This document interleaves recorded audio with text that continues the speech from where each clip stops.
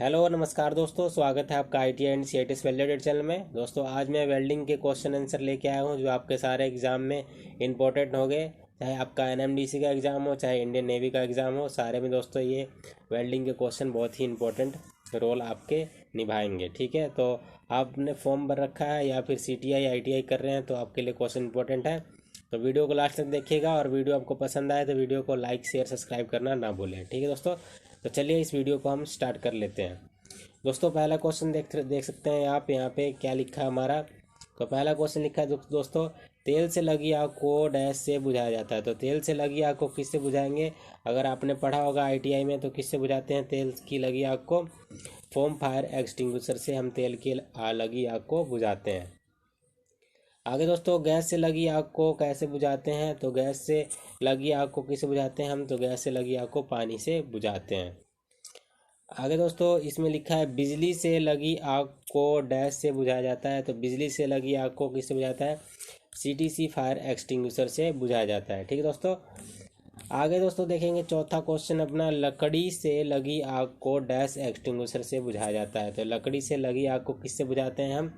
तो याद आएगा सोडा एसिड फायर एक्सटिंग्विशर से बुझाते हैं। ठीक है दोस्तों, आगे आपका पांचवा क्वेश्चन, आर्क वेल्डिंग मशीनों से करंट ना लगे इसलिए क्या करना चाहिए? इन्हें साफ करना चाहिए, बिजली के कनेक्शन टाइट होने चाहिए, उचित अर्थिंग होनी चाहिए, बिजली की तारें सही होनी चाहिए। तो क्या है दोस्तों इसका? हमें उचित अर्थिंग होनी चाहिए ताकि हमें इसमें करंट न लगे वेल्डिंग करते समय। आगे दोस्तों, गैस लीकेज जांचने के लिए डैश करना चाहिए। तो गैस लीकेज जांचने के लिए साबुन के घोल का पानी लीक वाले स्थान पर लगाकर उसे चेक करना चाहिए। आपको पता होगा, इंपॉर्टेंट क्वेश्चन है दोस्तों, तो चाहे तो आप याद कर सकते हैं या फिर कहीं लिख सकते हैं। गैस सिलेंडर को हमेशा डैश प्रयोग करना चाहिए। तो गैस सिलेंडर को हमेशा खड़ी अवस्था में प्रयोग करना चाहिए। ग्राइंडिंग करते समय ग्राइंडर व्हील डैश होना चाहिए। तो ग्राइंडिंग व्हील साइड में खड़े होने चाहिए। आगे है ग्राइंडिंग करते समय डैश का प्रयोग करना चाहिए। तो ग्राइंडिंग करते समय किसका प्रयोग करना चाहिए? ग्राइंडिंग गॉगल्स का प्रयोग करना चाहिए। वेल्डिंग शॉप में दोस्तों लिखा है, वेल्डिंग शॉप में हमेशा पैरों में डैश पहनने चाहिए। तो पैरों में दोस्तों क्या पहनते हैं? जूते पहनते हैं। तो चमड़े के जूते पहनने चाहिए, चमड़े के दोस्तों याद रखिएगा आप। यहाँ पे कई देखे हैं कपड़े के, प्लास्टिक के, हवाई चप्पल, चमड़े के। तो चमड़े के जूते पहनने चाहिए आपको ताकि उस पर स्पैटर्स या फिर कोई और कण गिरे तो हमें कोई तकलीफ वगैरह ना हो। आगे आपका है वेल्डिंग बूथ की दीवारों का रंग डैश होना चाहिए ताकि रेडिएशन से बचा जा सके। दोस्तों ये भी क्वेश्चन इंपॉर्टेंट है, आप इसको भी चाहें तो लिख सकते हैं, पेपर में आने की संभावना इसकी ज़्यादा है। तो इसका रंग दोस्तों काला होता है। वेल्डिंग बूथ की दीवारों का रंग कौन सा होता है? तो काला रंग का होता है। ठीक है दोस्तों, तो आपके यहाँ पे 11 क्वेश्चन कंप्लीट हो गए 3 मिनट में। दोस्तों मैं टाइम नहीं लेता हूँ, मैं सीधा ही करवाता हूँ। दोस्तों और भी क्वेश्चन आपको करने हैं तो हमारे वीडियो के प्लेलिस्ट चेक कर सकते हैं, वहाँ पे आपको क्वेश्चन ही क्वेश्चन मिल जाएंगे वेल्डिंग के। ठीक है, तो चलिए दोस्तों हम चल लेते हैं 12वें क्वेश्चन के ऊपर। वेल्डिंग शॉप में ज्वलनशील पदार्थ डैश होने चाहिए। तो वेल्डिंग शॉप में ज्वलनशील पदार्थ क्या होने चाहिए? पास नहीं होने चाहिए, नहीं तो पास होंगे तो दोस्तों उसमें आग लग जाएगी और बड़ी दुर्घटना का कारण बन सकता है। जहरीले धुएं से बचने के लिए डैश करना चाहिए। तो जहरीले धुएं से बचने के लिए क्या करना चाहिए आपको? ये दोस्तों दे रखा है, फ्यूम एक्सटिंग्विशर लगा होना चाहिए, अधिक धुएं पर बाहर चले जाना चाहिए, एग्जॉस्ट फैन का प्रयोग करना चाहिए, उपरोक्त सभी। तो उपरोक्त सभी आपका आंसर आ जाएगा। आगे दोस्तों आएगा आपका सेफ्टी गॉगल्स के शीशे का रंग डैश होना चाहिए। तो सेफ्टी गॉगल्स के शीशे रंग का होना चाहिए, सफ़ेद रंग का होना चाहिए। कोई भी आर्क वेल्डिंग ट्रांसफार्मर को डैश, ये दोस्तों लिख रखा, कभी भी आर्क वेल्डिंग ट्रांसफार्मर को डैश डैश नहीं करना चाहिए, घसीटना नहीं चाहिए, गीले कपड़े साफ नहीं करना चाहिए, वेल्डिंग के बिल्कुल पास नहीं रखना चाहिए, उपरोक्त सभी। तो इसका आ जाएगा उपरोक्त सभी। प्राथमिक उपचार का अर्थ है, प्राथमिक उपचार का क्या अर्थ है? दुर्घटना होने पर रोगी को अस्पताल ले जाने से पहले जो चिकित्सा दी जाती है वो प्राथमिक चिकित्सा कहलाती है। दोस्तों आपको हो जाएगा, ये दोस्तों ध्यान रखिएगा। ठीक है, हमसे पूछ भी लेता है कभी कभी प्राथमिक चिकित्सा क्या होती है, प्राथमिक उपचार क्या होता है। ठीक है, तो ये ध्यान रखने वाली बात है। निम्न में से कौन सा वेल्डर का सुरक्षा उपकरण नहीं है? दोस्तों ये इंपॉर्टेंट है। दोस्तों जो इंपॉर्टेंट होगा मैं आपको साथ के साथ बता दूंगा कि जो आपके एग्जाम में देखने को मिल सकते हैं। तो निम्न में से कौन सा वेल्डर का सुरक्षा उपकरण नहीं है? दोस्तों इन्हीं क्वेश्चन में बंदे फंस जाते हैं, बच्चे फंस जाते हैं। तो apron, bench wise, safety valves, back pressure valve. तो सुरक्षा उपकरण नहीं है तो नहीं है कौन सा, बेंच वाइज। बेंच वाइज से हमें कोई लेना देना नहीं है, वो हमारी सुरक्षा का कोई कारण नहीं है, वो दोस्तों एक टूल है हमारा। आगे आपका 18वां क्वेश्चन, वेल्डिंग सुरक्षा उपकरणों का कार्य डैश होता है। तो वेल्डिंग सुरक्षा उपकरणों का कार्य डैश होता है। दोस्तों वेल्डिंग सुरक्षा उपकरण का कार्य क्या होता है हमारा, वो दोस्तों हमें क्या करते हैं, वो हमें बता देता हूँ आपको, आग रेडिएशन से सुरक्षा देते हैं, सेपरेटर से सुरक्षा देते हैं, टॉक्सिक फ्यूम से सुरक्षा देते हैं। तो ये रहेगा आपका उपरोक्त सभी। ठीक है।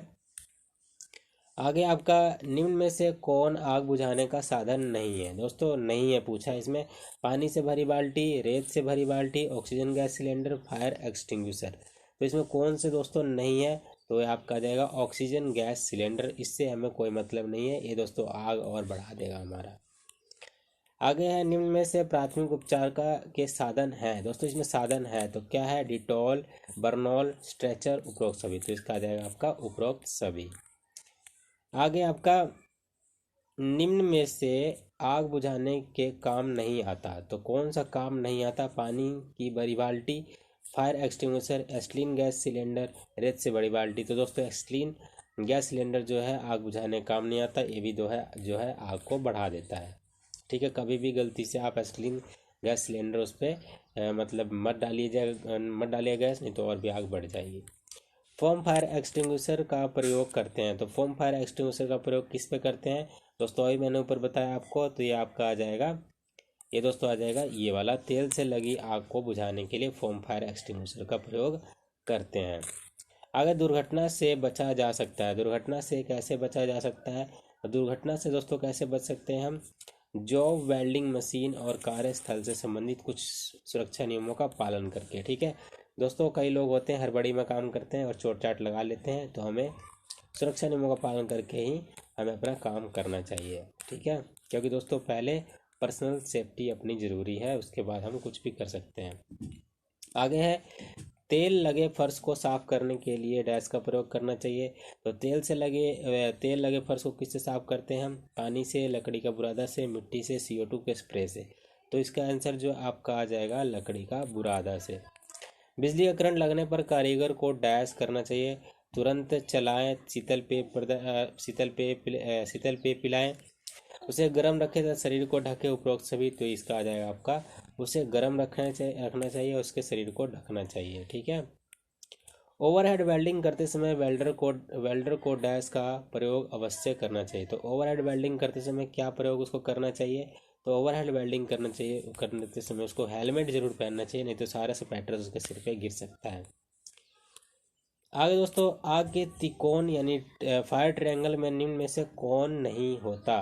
तो आग के त्रिकोण यानी फायर ट्रायंगल में निम्न में से कौन नहीं होता, ऑक्सीजन, ईंधन, आग, नाइट्रोजन। तो कौन सा इसमें नहीं होता दोस्तों, तो उसमें हो जाएगा आग। ठीक है। आगे आपका है, वेल्डिंग करते समय एस्टीलीन सिलेंडर को रखा जाता है। तो वेल्डिंग करते समय एस्टीलीन सिलेंडर को कैसे रखते हैं, तो दोस्तों उसको क्या करते हैं हम, खड़ी अवस्था में रखते हैं। आगे आपका, एप्रेन निम्न में से किस के लिए उपयुक्त नहीं है। तो एप्रेन निम्न में से किस के लिए उपयुक्त नहीं है, तो किसके लिए उपयुक्त नहीं है दोस्तों, तो ये आ जाएगा बिजली की करंट के लिए उपयुक्त नहीं है। आगे आपका, निम्न में से कौन वेल्डिंग का लाभ नहीं है। तो वेल्डिंग का लाभ नहीं है कौन सा दोस्तों, ये आ जाएगा अकुशल कारीगर भी सही वेल्डिंग कर देता है, तो वेल्डिंग का लाभ नहीं है। ठीक है, अकुशल कारीगर भी सही वेल्डिंग कर देता है, वह वेल्डिंग का लाभ नहीं है। ठीक है, उसको दोस्तों नापना जोखना सब आना चाहिए। ठीक है, तभी उसका लाभ है।